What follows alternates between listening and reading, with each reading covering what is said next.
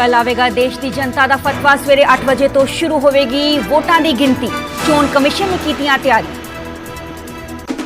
चोणां खत्म होंदे ही लोकां नूं लग्या महंगाई का झटका। दुध कंपनियां ने वधाए रेट। 2 रुपए प्रति किलो महंगा होया दुध।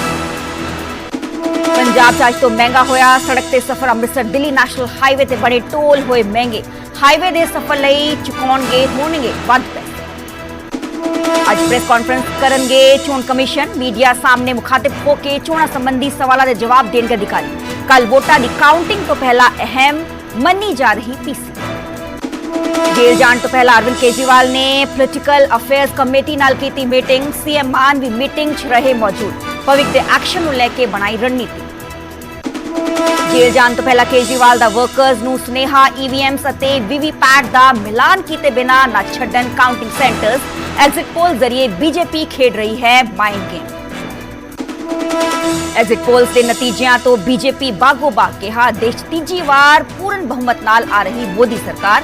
हरदीप पुरी बोले एग्जिट पोल्स के आंकड़ियां तो भी वध सीटां हासिल करेगी बीजेपी। वोटिंग तो बाद सख्त सुरक्षा के रिच ईवीएम स्ट्रॉन्ग रूम्स बाहर 3 लेयर दी सिक्योरिटी। पैरामिलिटरी ते पंजाब पुलिस के जवान तैनात। परसों होगा नतीजों का ऐलान। मुड़ जलंधर तो बीजेपी उम्मीदवार सुशील रिंकू नाल दिखे शीतल अंगुराल। सवेरे ही विधायकी तो दिता इस्तीफा। वापस लैण लई स्पीकर नूं लिखी सी चिट्ठी। अपने सोशल मीडिया अकाउंट तो भी हटाया सी मोदी दा परिवार वाला टैग। मुक्तसर च कन्हैया मित्तल दा समागम करवाउण वाले भाजपा के सर्कल प्रधान ते केस दर्ज। समागम च एक सियासी धिर नूं लाभ पहुंचाण दा इल्जाम। चोण प्रचार खत्म होने के बाद करवाया गया सी समागम। सलमान खान के घर से फायरिंग केस च 5वां मुलजम गिरफ्तार। मुंबई पुलिस की इनपुट के आधार पर हरियाणा पुलिस ने भिवानी तो जानी वाल्मीकि नूं कीता काबू। मुलजम नूं 5 जून तक ट्रांजिट रिमांड ते भेजिया।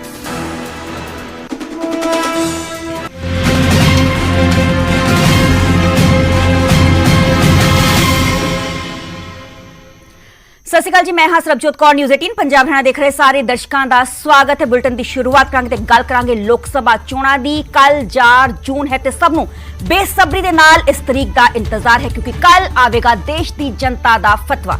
कल सवेरे 8 बजे तो ही शुरू होगी वोटां की गिनती ते न्यूज़ 18 पंजाब महा कवरेज अपनी लगातार जारी रखेगा। पल पल दी अपडेट अपने व्यूअर्स अपने दर्शकों के नाल लगातार जारी रखेगा। तो चोण कमिशन ने दस कि इस बाबत अपनी जो तैयारियां ने मुकम्मल कर रही ने। देश 7 गेड़ा च वोटां पईयां ने। 19 अप्रैल नूं पूरा प्रोसैस स्टार्ट होया सीगा ते 1 जून नूं आ प्रोसैस कंप्लीट हो चुकिया है। 1 जून नूं आखिरी जो गेट दी चोणां सीगियां उसते चोणां च पंजाब दे वल्लों भी वोटां पाईयां गईयां सी ते हुण 4 जून यानी कि कल दी तारीख दा सबनूं बेसब्री नाल इंतजार है। जे असीं पंजाब दी गल करिए ते पंजाब च 62.8% वोटिंग हुई सी। बठिंडा च सब तो वध 69.36% वोटिंग दर्ज की गई है। अमृतसर च सब तो घट 56.06% वोटिंग दर्ज की गई है। हालांकि ये फाइनल आंकड़ा नहीं है, इस कुछ बदलाव हो सकते हैं। ते असीं एग्जिट पोल्स का जिक्र करिए तो एग्जिट पोल्स च तीजी बार जो एनडीए है वो सरकार बना रहा है। हालांकि एग्जिट पोल्स के नतीजे नाल जो एनडीए है वो बागो बाग नजर आ रहा है। जैसे इंडिया गठजोड़ की गल करिए तो इंडिया गठजोड़ इन्हां तमाम एग्जिट पोल्स नूं सिरे तो नकार रहा है। इस विचाले इंडिया गठजोड़ के वल्लों तंज भी कसिया गया सीगा कि आ सरकारी एग्जिट पोल्स ने ते इंडिया गठजोड़ के वल्लों मीटिंग की गई सी 1 जून नूं ही दिल्ली च मल्लिका अर्जुन खड़गे के घर च। इस विचाले दावा इंडिया गठजोड़ के वल्लों किया गया सीगा कि जो इंडिया गठजोड़ है 295 प्लस सीटां उन्हां नूं आ रही हैं। कल जो तारीख है 4 जून उसका बेसब्री नाल इंतजार है। सवेरे 8 बजे वोटां की गिनती शुरू हो जाएगी तो पिक्चर क्लीयर हो जाएगी कि हुण 18वीं लोक सभा च केड़ी पार्टी केड़ा जो गठजोड़ है वो जेतू होंदा है। तो इस विचाले काउंटडाउन भी तुहानूं विखा रहे 24 घंटे 28 मिनट से कुछ घंटे का समा रह गया है। तो सवेरे 8 बजे वोटां की गिनती शुरू हो जाएगी तो किसनूं फतवा देंदी है देश की जनता अब बकायदा क्लीयर हो जाएगा।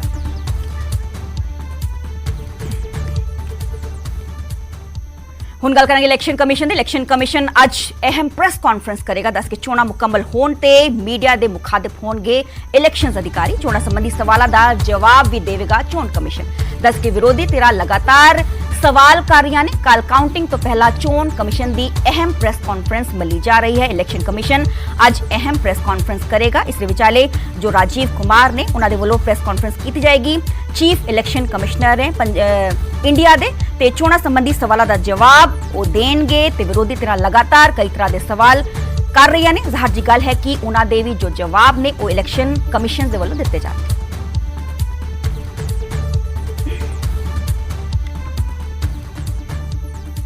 अगे ਵਧਾਂਗੇ गल करेंगे आप सुप्रीमो अरविंद केजरीवाल की सरेंडर तो पहला अरविंद केजरीवाल ने वर्कर्स ਨੂੰ संदेश दिता इस विचाले काउंटिंग वाले दिन पार्टी के एजेंट सुचेत रहन ते कल अरविंद केजरीवाल के वालों तिहाड़ जेल सरेंडर किया गया। उस तो पहला पार्टी वर्कर्स ਨੂੰ उन्होंने वालों संबोधन किया गया।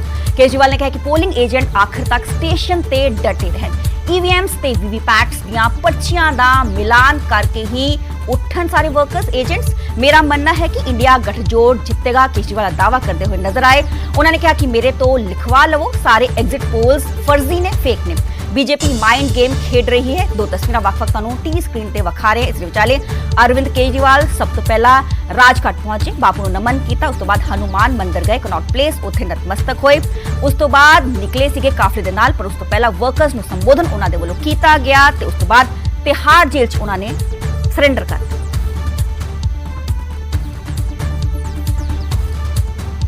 मेरे से लिखवा लो, सारे एग्जिट पोल फर्जी हैं, बिल्कुल फर्जी हैं। एक एग्जिट पोल वाले ने राजस्थान में टोटल 25 सीट है, उसमें 25 में से 33 दे दिए उन्होंने बीजेपी को। ऊपर से आया होगा भाई बीजेपी को ज्यादा देने हैं, तो उसने कहा मोदी जी क्या याद रखोगे आप भी, आपको 25 में से 33 दे दिए। तो पूरा का पूरा फर्जी है, पूरा एग्जिट पोल फर्जी है। लेकिन असली मुद्दा ये है, इनको गिनती से 3 दिन पहले फर्जी एग्जिट पोल कराने की क्या जरूरत थी, ये समझने वाली बात है।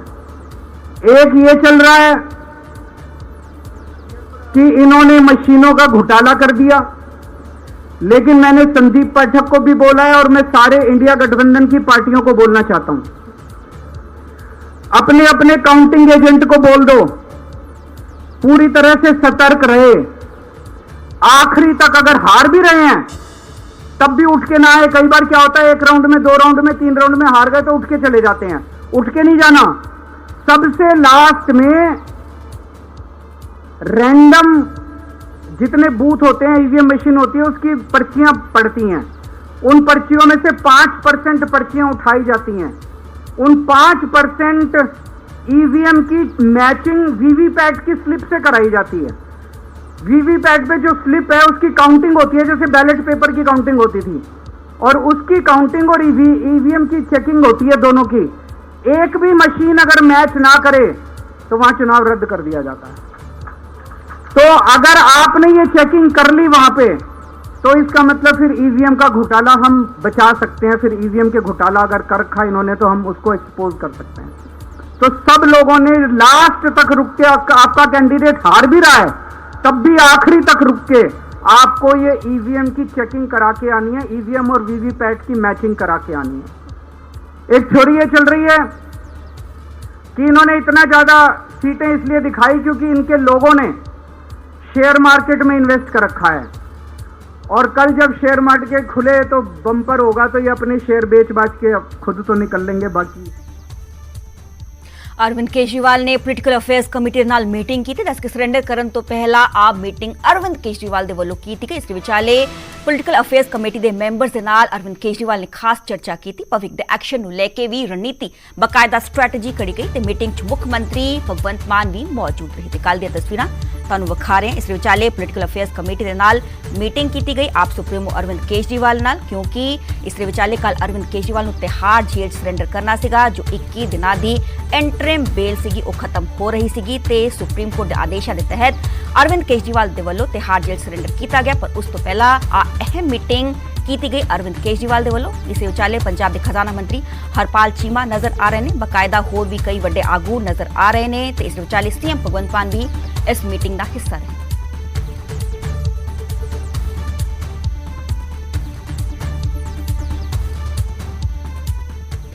उधर पंजाब कांग्रेस ते आम आदमी पार्टी दे लीडर्स भी सारे एग्जिट पोल्स नूं रद्द कर रहे हैं।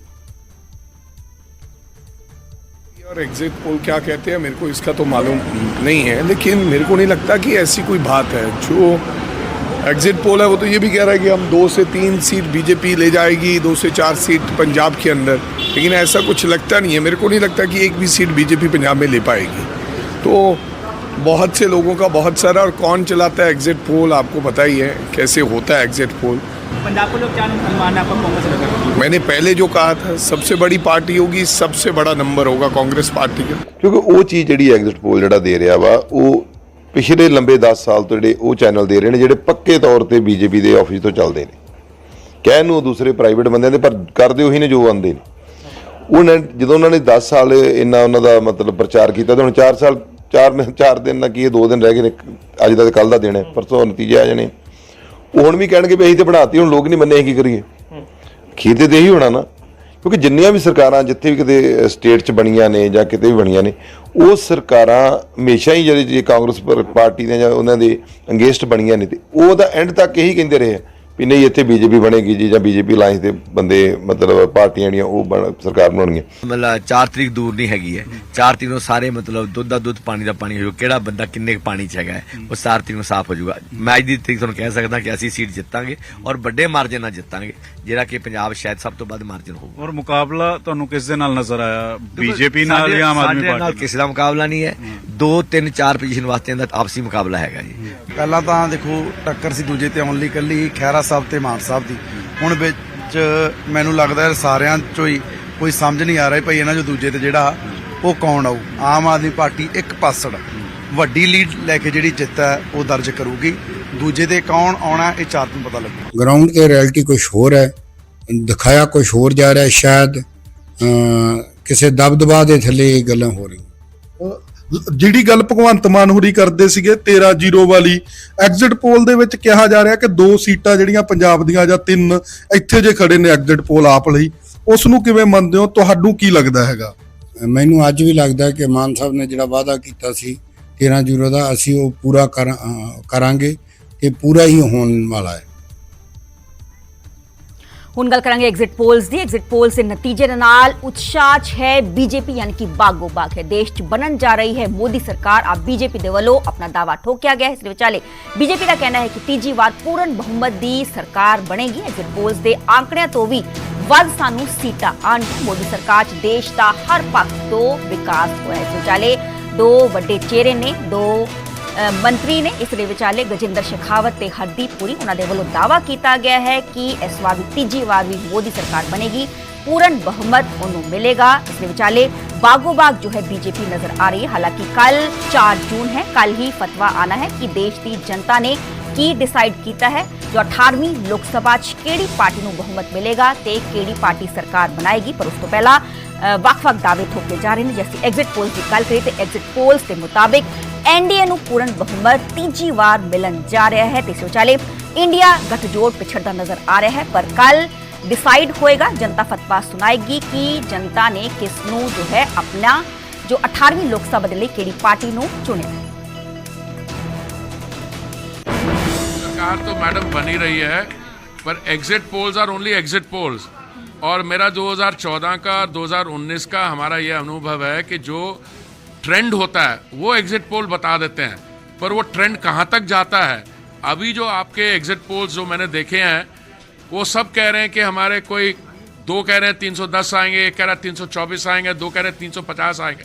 मेरा ये मानना है कि इस फीडबैक पे ये बीजेपी की बाय इटसेल्फ या 330 या 345 या 350 के पास फिगर होगा। और एनडीए के जो हमारे पार्टनर्स हैं 37 पार्टनर्स, उनके मिला के विल बी क्लोज टू 400।